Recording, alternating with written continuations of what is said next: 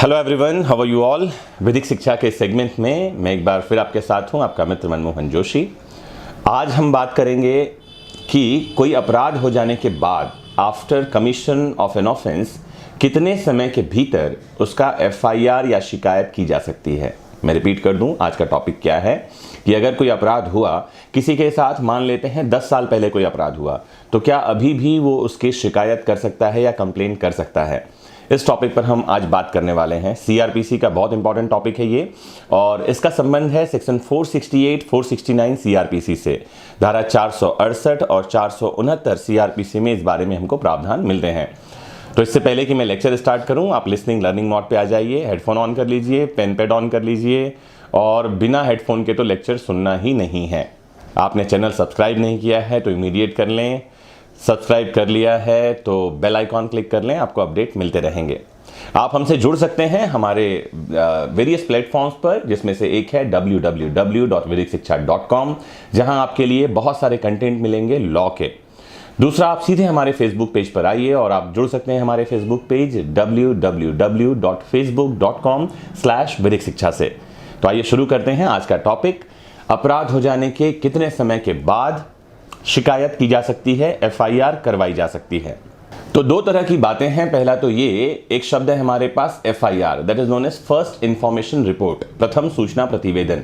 तो section 154 CrPC में लिखा हुआ है कि अपराध हो जाए और अपराध का संबंध यदि संज्ञेय मामले से है, कॉग्निजेबल मामले से है, कॉग्निजेबल केस है, तो उसमें एफआईआर होगा। पुलिस के पास जाकर आप शिकायत करेंगे और पुलिस उसे एफआईआर रजिस्टर में लिख लेगी।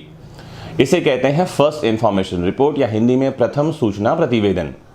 ठीक, दूसरी बात, अगर पुलिस के पास आप नहीं जाकर मजिस्ट्रेट के पास जाना चाहते हैं तो वहां कंप्लेन होती है, परिवाद होता है। उर्दू में शब्द है परिवाद, हिंदी में शब्द है शिकायत, और इंग्लिश में वर्ड है कंप्लेन। सीधे मजिस्ट्रेट से भी कंप्लेन कर सकते हैं।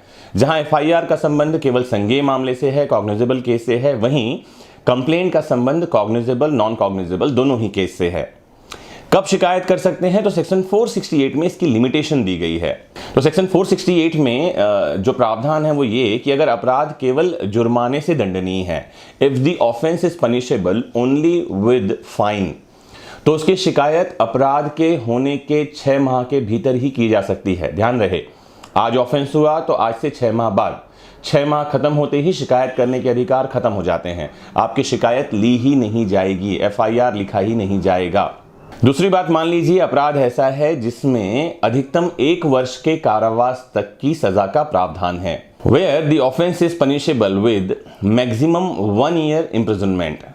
लॉ की भाषा यह है नॉट एक्सीडिंग 1 ईयर, 1 वर्ष से अधिक के कारावास का प्रावधान न हो, तो वहां पर शिकायत अपराध के होने के 1 साल के भीतर की जा सकती है। आज अपराध हुआ तो 1 साल के भीतर, मतलब 1 साल पुरानी किसी ऐसे अपराध की शिकायत नहीं की जाएगी, ना ही शिकायत स्वीकार की जाएगी। फिर तीसरी बात यह है कि यदि अपराध ऐसा है जहां 1 साल से अधिक के कारावास का प्रावधान है लेकिन 3 साल से कम का, तो more than 1 year and not exceeding 3 years if the imprisonment lies in between, यदि सजा इसके बीच में है, तो धारा 468 प्रावधान करती है कि अधिकतम 3 साल के भीतर शिकायत की जानी चाहिए। मतलब 3 साल के बाद इसकी शिकायत नहीं ली जाएगी, एफआईआर दर्ज नहीं किया जाएगा। फिर समझे, मान ले अपराध ऐसा है जिसमें 3 साल से अधिक की सजा का प्रावधान है, if the offence is punishable with more than 3 year imprisonment, तब क्या होगा, तो उसके लिए कोई टाइम लिमिट नहीं है, कभी भी शिकायत की जा सकती है, कभी भी शिकायत की जा सकती है अपराध के होने के बाद। बट एक बात ध्यान रखने की जरूरत है कि कोर्ट को यह सेटिस्फाई करना होता है इतना लंबा समय क्यों लगा। मतलब आज एफआईआर हुआ और आज से 7 साल बाद शिकायत करने जा रहे हैं, तो कोर्ट को यह सेटिस्फाई करना होगा कि इतने लंबे समय बाद शिकायत क्यों की गई है। कोर्ट इस बात को जरूर चेक करेगी। लेकिन 468 ये कहता है कि ऐसे किसी अपराध के संबंध में टाइम लिमिट नहीं है, कभी भी शिकायत की जा सकती है। आइए देखते हैं धारा 468 की भाषा क्या है।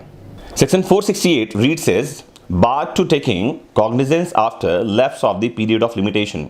परिसीमा काल की समाप्ति के पश्चात संज्ञान का अपवर्जन इस धारा में है। Subsection 1 reads as except as otherwise provided elsewhere in this code, no code shall take cognizance of an offense of the category specified in subsection 2 after the expiry of the period of limitation, इस धारा में ये कहा गया है कि इस संहिता में कहीं और कुछ लिखा हो तो उसके सिवाय ये इंपॉर्टेंट है कि जो लिमिटेशन का टाइम है, परिसीमा काल है, उसकी समाप्ति के पश्चात कोई भी कोर्ट, कोई भी न्यायालय मामले का संज्ञान नहीं लेंगे।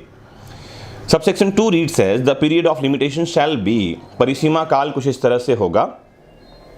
Clause A says that 6 months if the offence is punishable with fine only, 6 माह का परिसीमा काल होगा, लिमिटेशन होगा यदि अपराध केवल जुर्माने से दंडनीय है। 1 year if the offence is punishable with imprisonment for a term not exceeding 1 year, 1 वर्ष का होगा यदि अपराध 1 वर्ष से अधिक के कारावास से दंडनीय नहीं है या 1 वर्ष तक के कारावास से दंडनीय है।